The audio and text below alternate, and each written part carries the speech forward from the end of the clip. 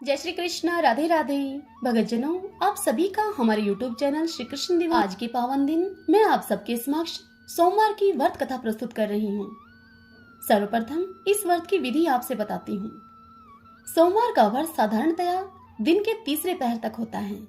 व्रत में फलाहार या पारायण का कोई खास नियम तो होता नहीं है, किंतु यह आवश्यक है कि दिन रात में केवल एक समय ही भोजन करें। सोमवार के व्रत में शिव जी पार्वती जी का पूजन करना चाहिए। सोमवार के व्रत 3 प्रकार के होते हैं: साधारण सोमवार, सौम्य प्रदोष और 16 सोमवार। विधि तीनों की एक जैसी है। शिव पूजन के पश्चात कथा सुननी चाहिए।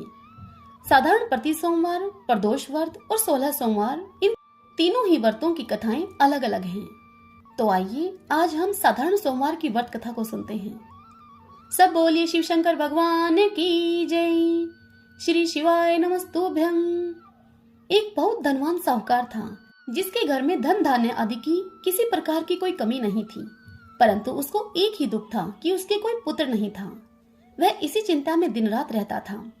वह पुत्र की कामना को लिए प्रत्येक सोमवार को शिव जी का व्रत और पूजन किया करता था तथा सायंकाल को शिव मंदिर में जाकर शिव जी के श्री विग्रह के सामने दीपक जलाया करता था।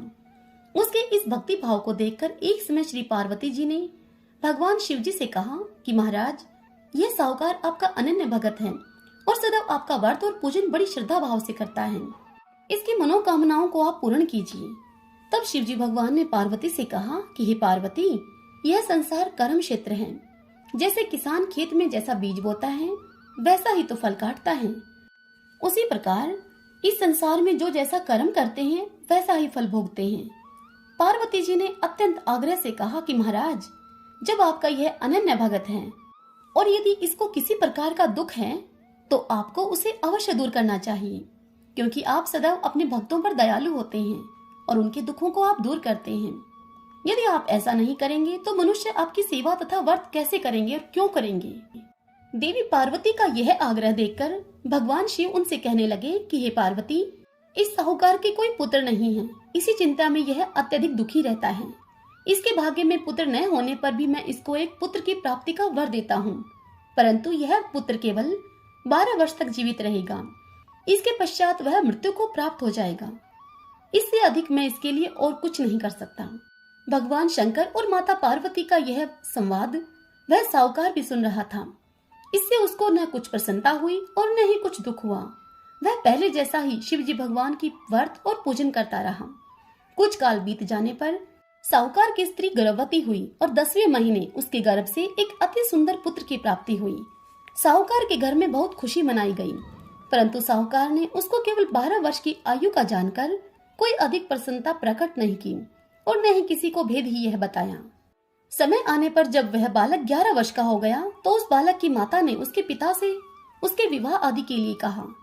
तब वह साहूकार कहने लगा कि अभी मैं इसका विवाह नहीं करूंगा, अपने पुत्र को काशी जी पढ़ने के लिए भेजूंगा।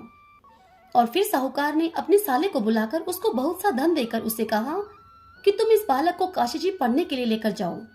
रास्ते में जिस स्थान पर भी तुम रुको वहां यज्ञ कराते और ब्राह्मणों को भोजन कराते जाना। वे दोनों मामा भांजे यज्ञ करते और ब्राह्मणों को भोजन कराते अब जा ही रहे थे। उनके रास्ते में एक शहर पड़ा। उस शहर में राजा की कन्या का विवाह था और दूसरे राजा का लड़का जो विवाह कराने के लिए बारात लेकर आया था, वह लड़का एक आंख से काना था। उसके पिता को इस बात की बड़ी चिंता थी कि कहीं वर को देखकर कन्या के माता पिता विवाह में किसी प्रकार की कोई अड़चन न पैदा कर दें। इस कारण से जब उसने अति ही सुंदर सेठ के लड़के को देखा तो अपने मन में विचार किया कि क्यों न दरवाजे के समय इस लड़के से वर का काम चला लिया जाए। ऐसा विचार करके वर के पिता ने उस लड़के के मामा से बात की तो वह मामा राजी हो गया। फिर उस लड़के को वर के कपड़े पहनाए और घोड़े पर चढ़ाकर कन्या के दरवाजे पर लेकर गए और सब कार्य प्रसन्नता पूर्वक से निमट गया। फिर वर के पिता ने सोचा कि यदि विवाह का कार्य भी इसी लड़के से करवा लिया जाए तो क्या बुराई है। ऐसा विचार करके लड़के और उसके मामा से उन्होंने कहा कि यदि आप फेरों का और कन्यादान का भी काम करा दें तो आपकी बड़ी कृपा होगी। इस कार्य के बदले में हम आपको बहुत अधिक धन देंगे। तब उन्होंने मामा भांजे ने इस बात को स्वीकार कर लिया और विवाह कार्य भी अच्छी तरह से संपन्न हो गया। अब सारा काम निमट जाने के बाद वह लड़का जाने लगा तो उसने अपनी पत्नी अर्थात उस शहर की राजकुमारी के चुंदड़ी के पल्ले पर यह लिख दिया कि तेरा विवाह तो मेरे साथ हुआ है, परंतु जिस राजकुमार के साथ तुमको भेजेंगे वह एक आंख से काना है और मैं काशी जी पढ़ने के लिए जा रहा हूँ।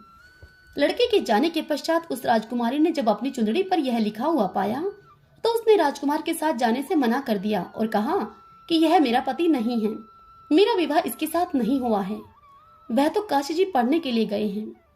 राजकुमारी के माता पिता ने अपनी कन्या को विदा नहीं किया और बारात खाली हाथ वापस चली गई। उधर सेठ का लड़का और उसका मामा काशी जी पहुंच गए। वहां जाकर उन्होंने यज्ञ करना और लड़के ने पढ़ना शुरू कर दिया। जब लड़के की आयु 12 साल की हो गई, उस दिन उन्होंने यज्ञ रच रखा था। तभी एकाएक लड़के ने अपने मामा से कहा कि मामा जी, आज मेरी तबीयत कुछ ठीक नहीं है। तब उसके मामा ने कहा कि तुम अंदर जाकर सो जाओ। लड़का अंदर जाकर सो गया और थोड़ी देर में ही उसके प्राण पखेरु उड़ गए। जब उसके मामा ने अंदर आकर देखा तब उन्होंने देखा कि वह लड़का तो मुर्दा पड़ा है। यह देखकर उस लड़के के मामा को बड़ा ही दुख हुआ और उसने सोचा कि अगर मैं रोना पीटना अभी से मचा दूंगा तो यज्ञ का कार्य अधूरा ही रह जाएगा। अतः उसने जल्दी जल्दी से यज्ञ का कार्य समाप्त करके ब्राह्मणों के जाने के पश्चात रोना पीटना आरंभ कर दिया। संयोगवश भगवान शिव और माता पार्वती भी वहीं से जा रहे थे। जोर जोर से रोने की आवाज को सुनकर माता पार्वती भगवान शिव से कहने लगी कि महाराज, कोई दुखिया रो रहा है, इसके कष्ट आप दूर कीजिए। तत्पश्चात भगवान शिव और माता पार्वती वहां पर आए और उन्होंने देखा कि वहां तो एक लड़का मुर्दा पड़ा था। तब पार्वती जी कहने लगी कि महाराज, यह तो उसी सेठ का लड़का है जो आपके वरदान से पैदा हुआ था। तब शिव जी कहने लगे कि हे पार्वती, इसकी आयु इतनी ही थी, सो ये भोग चुका। तब पार्वती जी कहने लगी कि महाराज, इस बालक को और आयु दो, नहीं तो इसके माता पिता तड़प तड़प कर मर जाएंगे। पार्वती जी के बार बार आग्रह करने पर भगवान शिव ने उसको जीवन दान दे दिया और शिव जी महाराज की कृपा से वह लड़का पुनः जीवित हो गया। शिव पार्वती जी कैलाश पर्वत पर चले गए। तब वह लड़का और मामा उसी प्रकार यज्ञ करते ब्राह्मणों को भोजन कराकर अपने घर की ओर चल पड़े। रास्ते में उसी शहर में आए जहां पर उस लड़के का विवाह हुआ था। वहां आकर उन्होंने यज्ञ का कार्य प्रारंभ कर दिया तो उस लड़के के ससुर ने उसको पहचान लिया और अपने महल में ले जाकर उसकी बड़ी ही खातिरदारी की।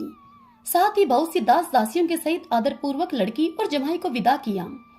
जब वह लड़का अपने शहर के निकट आया तो उसके मामा ने कहा कि मैं पहले तुम्हारे घर जाकर खबर करके आता हूँ। जब उस लड़के के मामा घर पहुंचे तो लड़के के माता पिता घर की छत पर बैठे थे और उन्होंने यह प्रण कर रखा था कि यदि हमारा पुत्र सकुशल लौट कर नहीं आया तो हम यहीं से छत से गिरकर ही अपने प्राण खो देंगे, और यदि राजी राजी अपने घर को आ गया तो हम खुशी खुशी नीचे उतर आएंगे। इतने में उस लड़के के मामा ने आकर यह समाचार उन्हें सुनाया कि आपका पुत्र आ गया है। यह सुनकर उन्हें विश्वास ही नहीं हुआ। तब उसके मामा ने शपथ पूर्वक यह बात कही कि आपका पुत्र अपनी पत्नी के साथ बहुत सारा धन लेकर आया है। तब सेठ ने आनंद के साथ उसका खूब स्वागत किया और बड़ी प्रसन्नता के साथ सब मिलकर रहने लगे। इसी प्रकार से जो कोई भी सोमवार के व्रत को धारण करता है अथवा इस कथा को पढ़ता है या सुनता है, उस मनुष्य की समस्त मनोकामनाएं पूर्ण होती हैं। सब बोलिए शिव शंकर भगवान की जय। ओम नमः शिवाय।